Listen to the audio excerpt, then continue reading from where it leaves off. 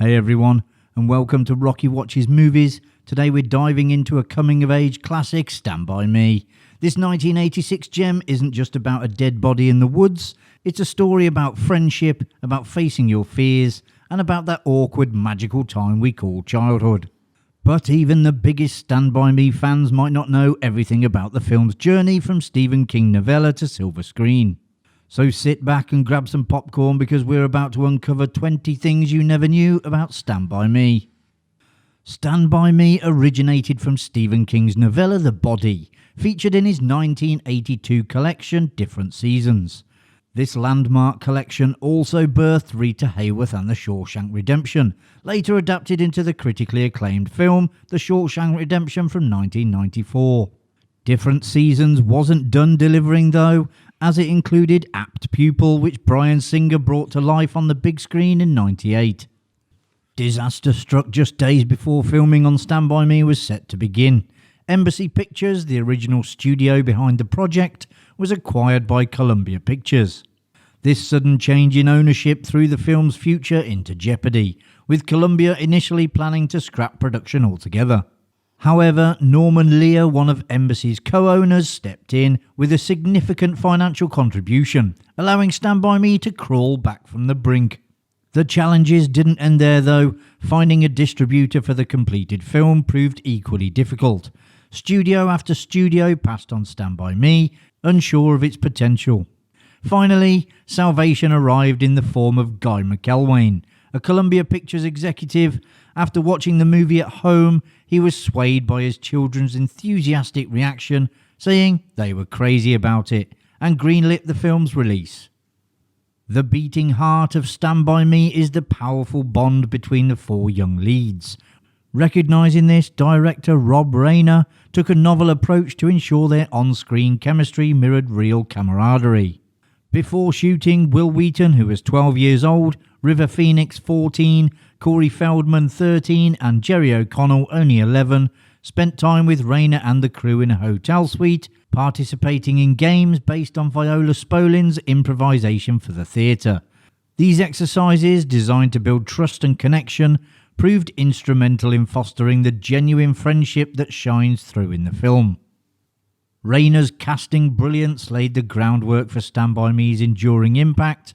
He didn't just choose actors, he found real-life echoes of the characters themselves. As Will Wheaton aptly described it, Reiner assembled four young boys who basically were the characters we played.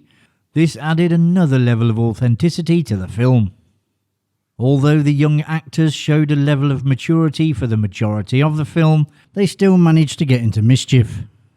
In an interview, the stars shared some of the many shenanigans they got into, including putting the furniture from their hotel in the facility's swimming pool.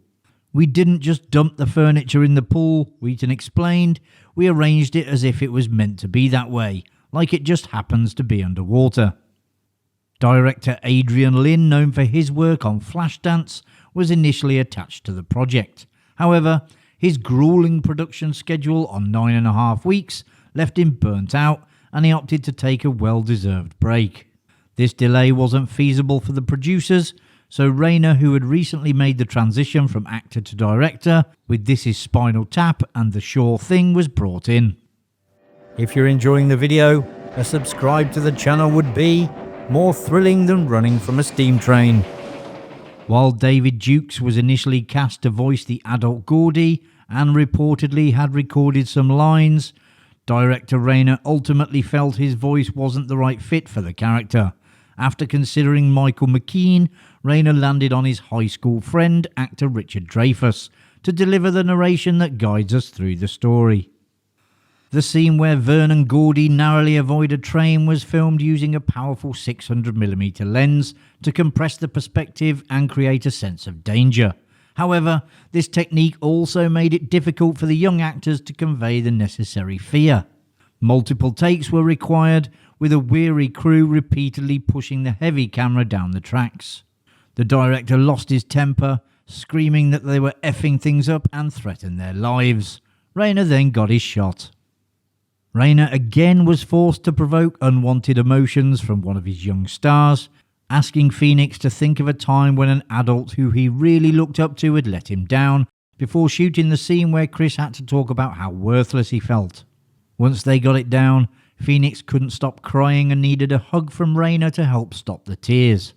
After his critically acclaimed role, the young actor said he identified so much with his character Chris Chambers that if he didn't have his family to go home to, he would have needed a psychiatrist.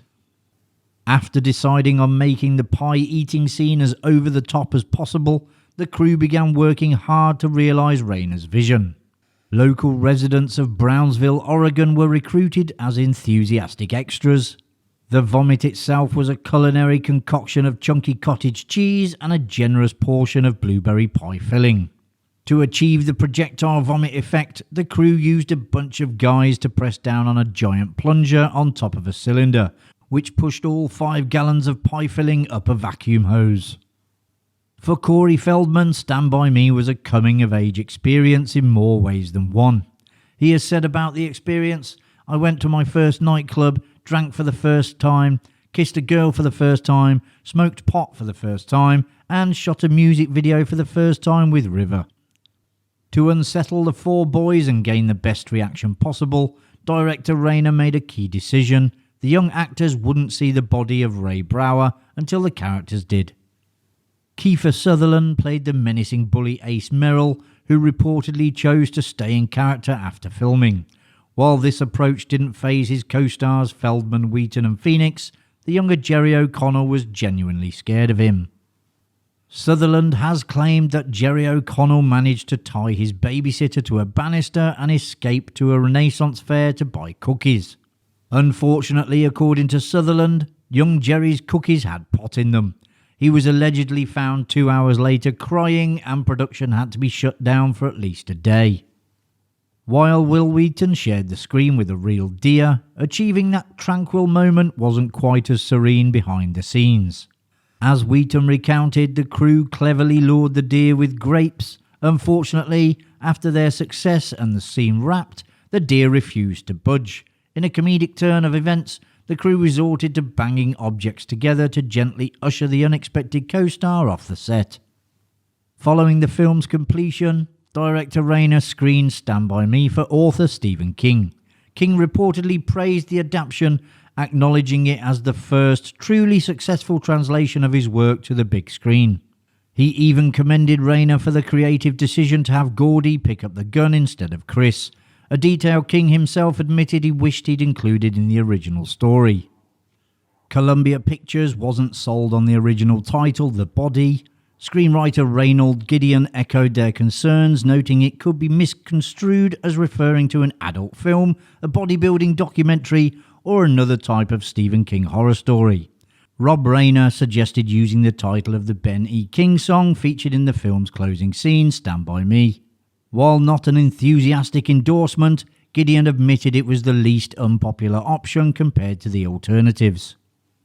During the development of Stand By Me's soundtrack, Michael Jackson was reportedly considered for a musical contribution. While details remain unconfirmed, some sources suggest he was approached to perform a cover of the classic Stand By Me. Ultimately, the filmmakers opted to keep the original version of the song and craft a soundtrack steeped in 1950s nostalgia.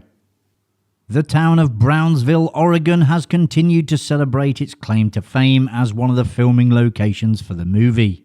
They established July 23rd as the annual Stand By Me Day. That involves events from the film, including a pie-eating contest. For the 25th anniversary of the film, the cast revisited for interviews, contests, and even an outdoor screening of the film.